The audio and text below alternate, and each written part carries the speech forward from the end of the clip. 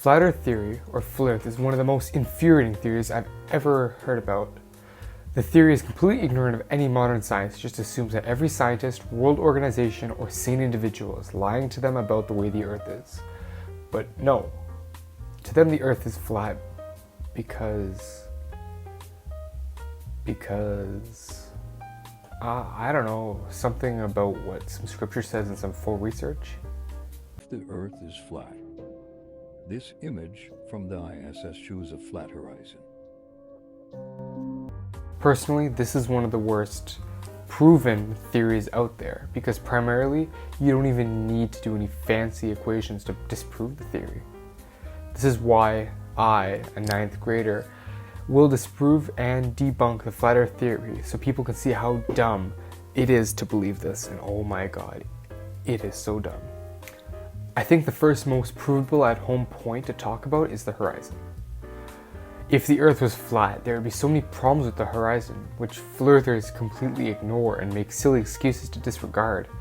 The blatant facts that show us that the earth is in fact round. The first way mankind proved that the earth was flat was by the way ships would start to, disappear under the horizon when leaving a port. It was considered weird that the ship would just go under the water. It didn't make that much sense. And this is when we realized that actually the earth kind of has a bit of a curvature to it. So when we're going over, the boat is going to go below us. The earth has curvature, which is why you couldn't see the boat after 3.1 miles out. So, fleathers, tell me, if the earth is flat, then why can't we see the boats anymore? Well, fleathers claim that there's something to do with perspective, whatever that means, and how these objects are just getting further away and then should somehow just disappear under the horizon? This makes no logical sense whatsoever. If we consider the round Earth model, it would be clear why these objects disappeared, which again is caused by the curvature of the Earth, which only lets us see 3.1 miles out until the Earth's surface is so curved that it is not visible from further. And this radius gets bigger as the higher you go.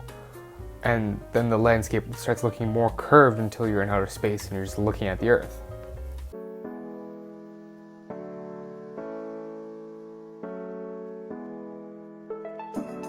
We also know that the horizon of the Earth is round because of the curve. We get a radius vision around us. I think this can be demonstrated by this video of a 25,000 feet skydive. In this video, it is very easy to see the curvature of the Earth.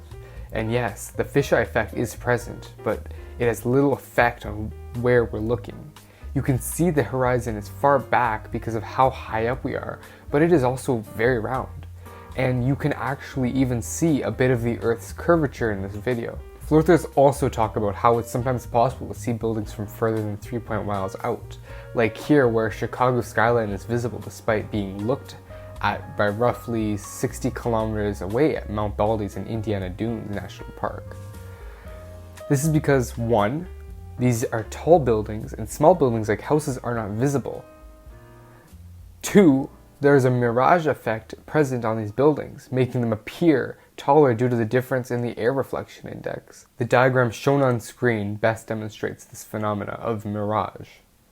So on top of all this crap that fleathers try to prove, they also claim that the sun doesn't even set below the horizon, it just goes further away, which is so confusing because the sun visibly vanishes under the horizon, and fleathers agree with this.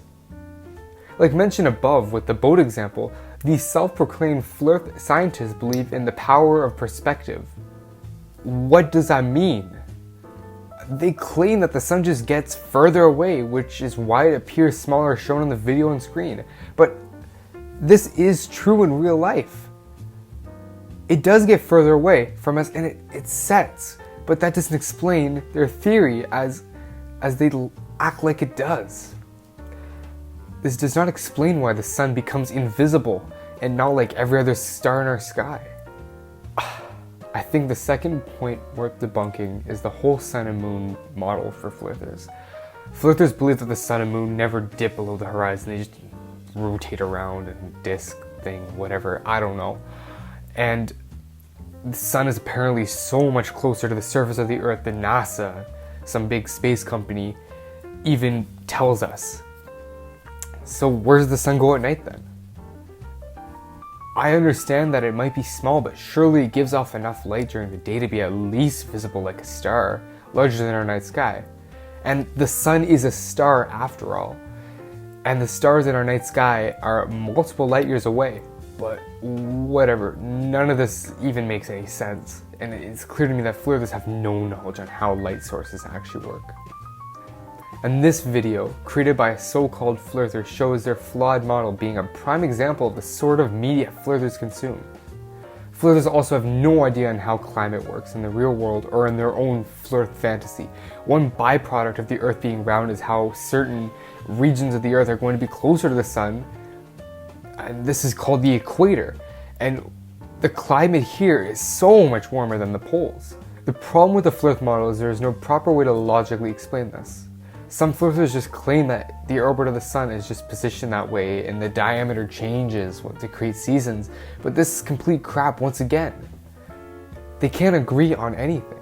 At this point, it's just flirters coping with the fact that they know that their theory makes no sense. And they're trying their best to prove some silly concept that they know they can't prove. I haven't even mentioned how there's no system to contain the Earth, like how we have the solar system. And how the sun and moon can just float around the sky and move, which makes several laws of physics. And honestly, the whole gravity thing makes no sense either. I can't even argue. It just doesn't make sense. The final point that I'd like to bring up is how flirters simply claim that, oh, water doesn't stick to a spinning ball, and then put water on a tennis ball and spin it to show that water had fallen off. This is the most childish claim I think I've ever heard. First of all, the Earth has a gravitational pull because of extreme mass compared to everything else on it. Water is attracted to this mass, and we are too, which is why we don't just float away in outer space and spin off. Furthermore, water won't spin off because its velocity is the same as Earth's, and there's no greater gravitational pull to pull it towards anything. I genuinely don't think flirters have a single clue on how water works on Earth. At all. I just don't understand the mentality personally. It feels like a statement a child would make based on basic knowledge of their surroundings. It is so infuriating to hear weak-minded people believe this crap. But then again, people don't really care enough to research this, even as easy it is to prove it wrong. But I digress. I hope you found the information presented enlightening, if not a little entertaining. We'll never win against the flirters, but I guess we're trying our best. So, thanks for watching.